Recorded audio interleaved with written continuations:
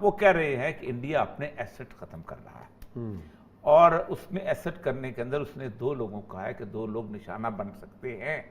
ایک طارق فتح اور ایک حسین حقانی۔ اچھا، کیونکہ وہ بنیادی طور پر کہتے ہیں کہ سب سے زیادہ وہ اس گروپ سے وہ جو ایفیلیٹڈ تھے اور اس سے فائدہ اٹھاتے تھے اور ان کی ویب سائٹ کے ساتھ اس کے ساتھ انکلوڈڈ تھے اور وہاں وہ بلائے بھی جاتے تھے، ان کے ٹی وی چینل میں بلائے جاتے تھے، دے ور دی ڈارلنگز آف انڈین چینلز، ٹھیک۔ اور اس کی بات یہ ہے کہ یہ دونوں جو بات ہیں، جو کہ سویڈن والا جو لڑکا مارا گیا ہے بلوچ لڑکا، اور اس کے بعد یہ کریمہ بلوچ ماری گئی، یہ ایک ایسی کیفیت ہے کہ جس کے اندر سوائے ایک انٹیلیجنس آپریشنز کے کچھ نہیں ہو سکتا۔ اب پاکستان میں ہمارے ہاں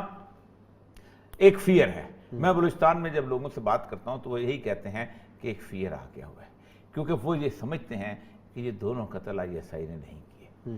اگرچہ کہ وہ اب دیکھیں پہلی دفعہ ایسا ہوا ہے کہ بلوچوں کا جو احتجاج ہوا ہے وہ پاکستانی ایجنسیز کے خلاف نہیں ہوا، وہاں انہوں نے کہا ہے کینیڈا ان کی انویسٹیگیٹ کرے، یہ کرے وہ کرے، کیونکہ ان کو اندازہ ہو گیا۔ یہ ایگزیکٹلی یہی صورتحال ہوئی تھی۔ شیر محمد مری نے مجھے بتایا تھا کہ زابل کے اندر جب انڈین پیسہ آیا ہے تو وہ ہوا یہ کہ وہاں لڑائی ہو گئی، اور لڑائی کس بات پہ؟ اسی چکر کے اندر خیر وقت مری کے لوگوں کی اور شیر محمد مری کے بندوں کی لڑائی ہو گئی زابل کے کیمپ کے اندر، اور اس کے اندر کہتا ہے کہ انڈین انٹیلیجنس ایجنسی جو تھی اس سے بندے مروائے۔ تو اصل میں دیکھنا بروٹیلٹی کا لیول بہت زیادہ ہو چکا ہوا ہے، اور انڈیا جو ہے اس وقت ہوا یہ ہے کہ انٹرنیشنل کریڈیبلٹی انڈیا کی نہیں اس وقت ایٹ سٹیک، کریڈیبلٹی ایٹ سٹیک ہے اس ہیومن رائٹ آرگنائزیشن کی، اقوام متحدہ کی، جو کہ رجسٹر کرتی ہے NGOs کو، اور وہ کہتے یہ ہیں اقوام متحدہ کے ساتھ رجسٹر ہونے کا مطلب یہ ہے کہ آپ پوری دنیا کے اندر اتھینٹیکیٹ ہو رہے ہیں کہ آپ کی خبر جو ہے it could be referred anywhere. صحیح دیکھیں نا، جیسے آپ ایمنسٹی کوٹ کرتے ہیں تو لوگ کہتے ہیں یہ ایمنسٹی اس لیے کوٹ کرتے ہیں کہ ایمنسٹی جھوٹ نہیں بولتی، جس وقت آپ ہیومن رائٹ واچ کوٹ کرتے ہیں تو کہتے ہیں ہیومن رائٹ واچ کوٹ کرتے ہیں تو کہتے ہیں جھوٹ نہیں بولتی، BBC ایمنسٹی کو اٹھائے گا، اس کو وہ کیا نام ہے CNN اٹھائے گا، باقی سارے رائٹرز اٹھائیں گے، کہیں گے جی ایمنسٹی رپورٹ یہ کہتی۔ اور آپ سوچیں کہ جتنے بھی آپ انٹرویوز اٹھا لیں، خواہ وہ افریقہ کا کوئی لیڈر ہو، خواہ وہ یورپ کا کوئی لیڈر ہو، خواہ آن سان سوچی کا ہو، خواہ جرمن برما کا ہو، وہ کہیں گے جی ایمنسٹی کی رپورٹ تمہارے سامنے ہے، اس کا جواب دو۔ اس کا مطلب یہ ہے کہ ایمنسٹی کی ایلیگیشنز کو وہ سمجھتے ہیں بیسڈ آن ٹروتھ۔ اچھا، اس کے اندر بھی 12 آرگنائزیشن ایسی تھی جن کو انہوں نے بیسڈ آن ٹروتھ والی آرگنائزیشن جو ٹوٹل جعلی نکلی، جو غلط نکلی، ٹوٹل جھوٹ اور پروپیگنڈا۔ اور پھر سب سے بڑی بات وہ کہتے یہ ہے کہ اس ساری ایک چیز کو لے کے انہوں نے لاکھوں فیک پیج بنائے ہوئے تھے جن پیجوں سے وہ ان کو دوبارہ کیا جاتا تھا۔ میں تو اس دن بھی کہا تھا عثمان صاحب کہ پاکستان کے اندر وہ لوگ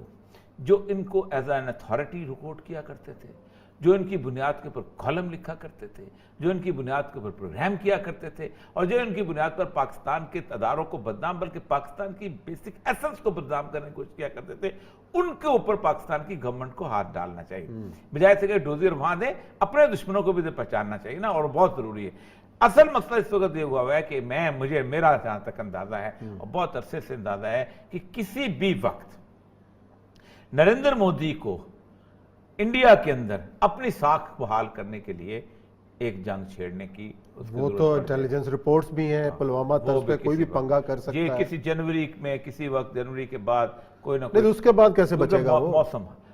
ہوتا ہے نا، دیکھیں خوف میں اکٹھے ہو جاتے ہیں، چوزے اکٹھے ہو جاتے ہیں مرغی کے نیچے۔ نہیں تو دیکھ لینا 27 فروری آنے والی ہے، کیا حال ہوا، تو ابھی بھی وہی حال کرا رہا ہے۔ سوچیں کہ جتنے بھی آپ انٹرویوز اٹھا لیں،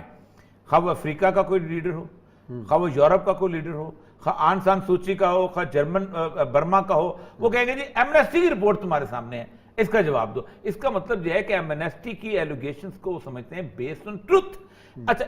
اس کے اندر بھی 12 آرگنائزیشن ایسی تھی جن کو انہوں نے بیسڈ آن ٹروتھ والی آرگنائزیشن جو ٹوٹل جعلی نکلی، جو غلط نکلی، ٹوٹل جھوٹ اور پروپیگنڈا۔ اور پھر سب سے بڑی بات وہ کہتے یہ ہے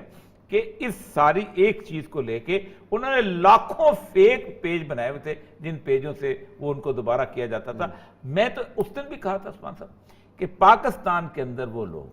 جو ان کو ایز این اتھارٹی رپورٹ کیا کرتے تھے، جو ان کی بنیاد کے اوپر کالم لکھا کرتے تھے، جو ان کی بنیاد کے اوپر پروگرام کیا کرتے تھے، اور جو ان کی بنیاد پر پاکستان کے اداروں کو بدنام بلکہ پاکستان کی بیسک ایسنس کو بدنام کرنے کی کوشش کیا کرتے تھے، ان کے اوپر پاکستان کی گورنمنٹ کو ہاتھ ڈالنا چاہیے، بجائے سے کہ ڈوزیر وہاں دے، اپنے دشمنوں کو بھی پہچاننا چاہیے نا، اور بہت ضروری ہے۔ اصل مسئلہ اس وقت یہ ہوا ہے کہ میرا جہاں تک اندازہ ہے اور بہت عرصے سے اندازہ ہے کہ کسی بھی وقت نریندر مودی کو انڈیا کے اندر اپنی ساکھ بحال کرنے کے لیے ایک جنگ چھیڑنے کی وہ تو انٹیلیجنس رپورٹس بھی ہیں، پلوامہ طرز پہ کوئی بھی پنگا کر سکتا ہے، یہ کسی جنوری میں، کسی وقت جنوری کے بعد کوئی نہ نہیں، اس کے بعد کیسے بچے گا وہ؟ موسم وہ ہوتا ہی ہے نا، دیکھیں خوف میں اکٹھے ہو جاتے ہیں، چوزے اکٹھے ہو جاتے ہیں۔ دیکھیں 2-3 چیزیں جو پروڈکٹ ہو رہی ہیں وہ بہت امپورٹنٹ ہیں۔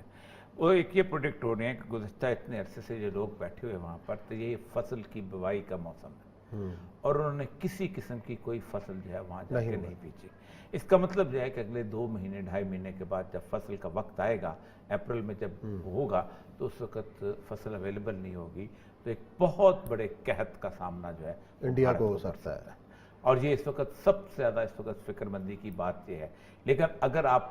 وہ منگوا بھی لیں،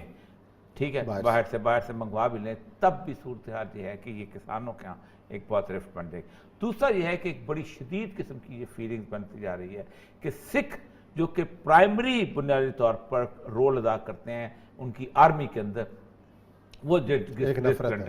ایک بہت شدید قسم کی، اتنا طویل قسم کا دھرنا اور اتنا طویل قسم کا احتجاج جو ہے وہ کبھی نہیں ہوا جتنا اس وقت ہو رہا۔ اور تیسری بات جو امپورٹنٹ 3 چیز یہ ہے کہ ناٹ اونلی سکھ بلکہ وہ تینوں باقی صوبے جو کہ پنجاب سے تقسیم کیے گئے تھے، جس میں ہماچل پردیش اور ہریانہ جو ہے، یہ تینوں جو مل کے جو بنتے ہیں، ان تینوں کے اندر بھی یہ سارے کے سارے کسان دلی کے اندر بیٹھے ہوئے۔ اصل میں یہاں پر وہ کہتے یہ ہے، وہی جو بلیم ہوتا ہے کہ یہ بیسیکلی جو ہے یہ خالستان والوں نے ان کو اٹھایا ہوا ہے، یہ پاکستان کے ایجنٹ ہیں اور یہ کرنے، جبکہ انہوں نے اپنی موومنٹ کو وہاں سے بالکل دور رکھا ہے، اور اس کے اندر گلوکار لیڈ کر رہے ہیں، ان کے سول سوسائٹی ساری لیڈ کر رہی ہے، باقی لوگ لیڈ کر رہے ہیں، اور وہ وہاں پر موجود ہیں، اور اس کے ساتھ ساتھ جو مسلمان کمیونٹی ہے وہ اب ان کے ساتھ آ کے ملی۔ اور ایک بات جو کہ انڈیا پورے کا ہر جرنلسٹ، انڈیا پوری کا ہر